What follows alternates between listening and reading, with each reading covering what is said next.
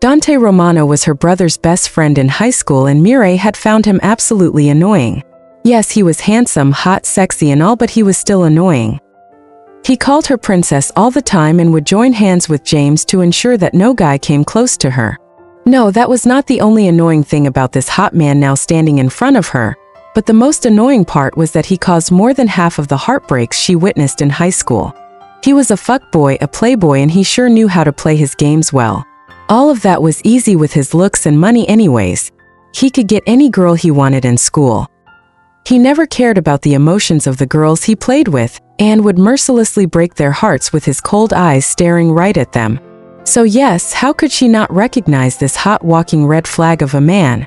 Still standing transfixed at the spot, Mireille tried to recall if there were moments Dante Romano was warm to other girls, but she could not remember because moments like that did not exist.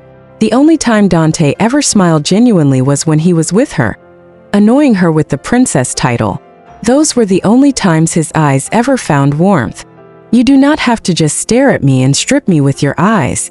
You could strip me with your hands instead. He gave her a one-sided smirk and Mireille quickly looked away from him, her face flushing up as she realized that she had really been staring at him for too long.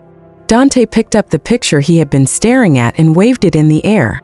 You don't just look cute anymore. You now look...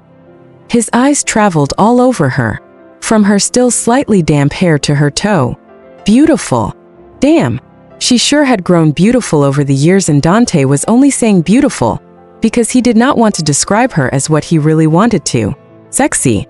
The blue dress she was wearing was unable to hide the curves underneath them from his eyes. He looked up her tummy to her bust. Those tits sure had grown bigger over the years. His gaze landed on her beautiful face, and that was when Mireille looked back at him. Their eyes met, and for the next few seconds, Mireille felt glued to the spot.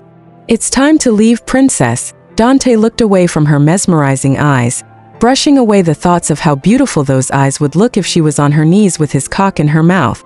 Damn you, Dante. She is supposed to be like a sister to you. He cursed at himself and walked up to her, taking the luggage from her. I don't want to go anywhere with you, Dante. Mireille said firmly, and Dante chuckled. Would you rather I carry you over my shoulders, princess?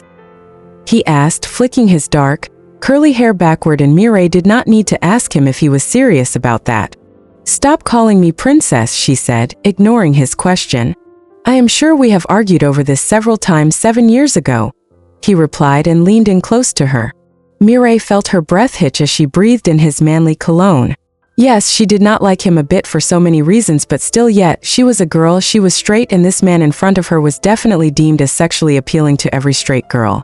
She quickly leaned back, away from him, before taking 2 steps back to create a small distance between them. And the conclusion of the argument? Mireille inquired. That I continue calling you princess. Your name is too hard for me to pronounce, so I am just going to stick to princess. He leaned away from her totally, the playful smirk on his face gone in a quick instant. Let's go. His voice was suddenly authoritative, and Mireille found herself walking towards the door while he walked behind her with his luggage.